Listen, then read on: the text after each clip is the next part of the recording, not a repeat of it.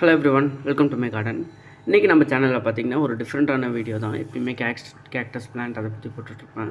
இப்போ பார்த்திங்கன்னா terrarium next step நான் வந்து என்னோடய ஹாபியை கொண்டு போகலான்னு சொல்லிட்டு நான் டெரேரியம் வச்சு ரொம்ப நாள் ஆகிருக்கு. கிட்டத்தட்ட ஒரு 3-4 மாதம் ஆகுது இந்த டெரேரியம் நான் வந்து ஃபார்ம் பண்ணி. ஃபர்ஸ்ட் ஆஃப் ஆல் இந்த டெரேரியம்னா என்ன அப்படின்னு சொல்லிட்டு ஒரு சின்ன ஒரு இன்ட்ரொடக்ஷன் சொல்லிடுறேன்.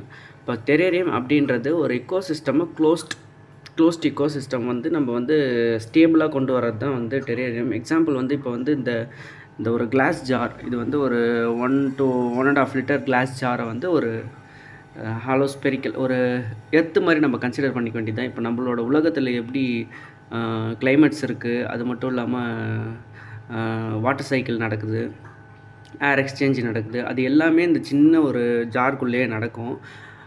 உண்மைதான். இது எப்படின்னா வாட்டர் வந்து இது உள்ளே வந்து எவாப்ரேட் ஆகி கண்டன்ஸ் ஆகி அதுக்கப்புறம் ப்ரெசிபிடேட் ஆகும். அதே தான் சேம் நம்மள எப்படி கீழே நம்ம பூமியில் இருக்க தண்ணி வந்து எவாப்ரேட் ஆகி அப்புறம் வந்து அது வந்து கண்டன்ஸ் ஆகி அதுக்கப்புறம் ப்ரெசிபிடேட் மழையாக பெய்யுதோ அதே மாதிரி தான் இதோட டெரேரியமும் அப்படி தான் ஒர்க் ஆகும்.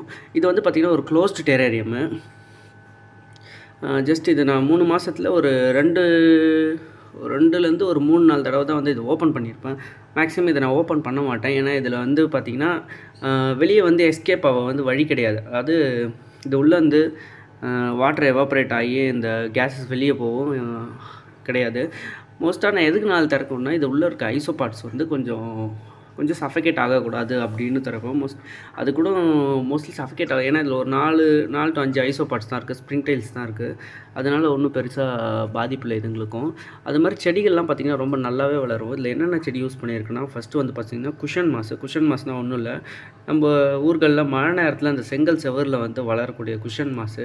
அது வந்து கொஞ்சம் நாள் தான் இருக்கும், வெயில் அடி ஆரம்பித்தோட தன்னால் போயிடும் அந்த குஷன் மாஸு. அதுக்கப்புறம் வந்து பார்த்திங்கன்னா சிலாஜினல்லா அப்படின்றது ஒரு சின்ன லீவ்ஸ் வந்து சீரீஸாக கனெக்ட் ஆகிருக்கூடாது, அது ஒரு பிளான்ட்டு. அப்புறம் வந்து பார்த்திங்கன்னா ஹைட்ரோகாட்டல் அந்த வெரைட்டி வச்சுருக்கேன். அப்புறம் வந்து ஜாவா மாஸ் இருக்குது, அப்புறம் பேபி டியர்ஸ் இருக்குது. அப்புறம் வந்து பார்த்திங்கன்னா அனுபியஸ் பிட்டிட் சின்ன பிளான்ட் வச்சுருக்கேன். நான் ஓப்பன் பண்ணி காட்டுறேன்.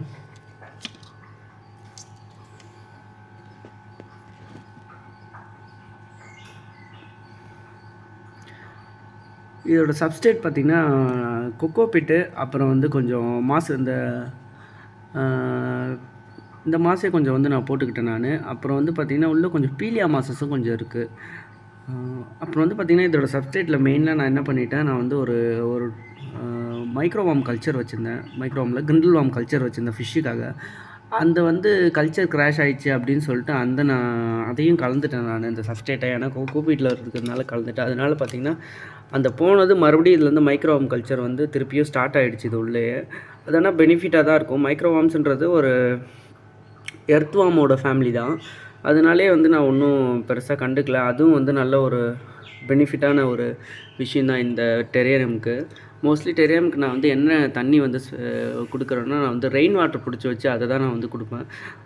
அப்புறம் வந்து பார்த்திங்கன்னா ஃபெர்டிலைசர்னு பார்த்திங்கன்னா நான் அக்வாரியம் யூஸ் பண்ணுற லிக்விட் ஃபெர்டிலைசர் தான் கொடுப்பேன். அப்புறம் மோஸ்ட்லி நம்ம தெரிஞ்சிக்க வேண்டியதை பற்றி என்னென்னா, இது வந்து லேயர் ஆஃப், இப்போ நம்ம பூமி எப்படி ஒரு மேலே வந்து மணல் பரப்பு, கீழே பாறை, அப்புறம் வந்து கீழே ட்ரெயின் ஆகிறதுக்கு நிறையா விஷயங்கள் இருக்குது. அந்த ஒரு விஷயந்தான் இது. கீழே வந்து பெட் ரெடி பண்ண வேண்டியது நம்ம வந்து ஃபஸ்ட்டு வந்து போரஸான சாண்டு, இல்லை வந்து கொஞ்சம் பெரிய கல், லாவா சிப்ஸு, நமக்கு என்ன கிடைக்குதோ இல்லை ஜல்லி, அது கூட போட்டுக்கலாம். போட்டு அது மேலே கொஞ்சம் ஃபைனான ராக்ஸ் அதை போட்டு அதுக்கு மேலே வந்து நம்ம ரெடி பண்ணோம். டெரேரியம் வந்து இப்போ இந்த டெரேரியம் பார்த்திங்கன்னா இது வந்து ஒரு எப்படி சொல்கிறது, ஒரு ரெயின் ஃபாரஸ்ட், ஒரு கூலிங்கான ஒரு இடத்த ரெப்ரசன்ட் பண்ண மாதிரி இருக்கும். இதிலே நம்ம வந்து சீசன்ஸ், இது தனியாக டெரேரியமுக்குன்னு தனியாக சீசன்ஸும் இருக்கும். எப்படின்னா இப்போ நம்மளோட இலையுதிர் காலம், சம்மரு, வின்டர், அது மாதிரி வர்றது மாதிரி டெரேரியம் அதோட ஓன் டெரேரியமுக்கு ஒரு தனி சீசன்ஸும் இருக்கும். அது ரொம்ப வருஷங்களாக வந்தால் அது வந்து தன்னால் தகவல் வச்சுக்கும். அந்த மாதிரி ஒரு ஈஸியாக வந்து ரொம்ப ஆச்சரியமான ஒரு விஷயம் டெரேரியம்ன்றது. நமக்கு இது உள்ளே வந்து பார்த்திங்கன்னா இப்போ என்னென்ன நடக்குதுன்னு சொல்லிடுறேன். லைட் வந்து ஒரு 8 to 12 hours லைட் கண்டிப்பாக கொடுத்தாகணும். ஏன்னா உள்ளே இருக்க பிளான்ட்ஸ் வந்து ஃபோட்டோசிந்தசிஸ் பண்ணுறதுக்காக.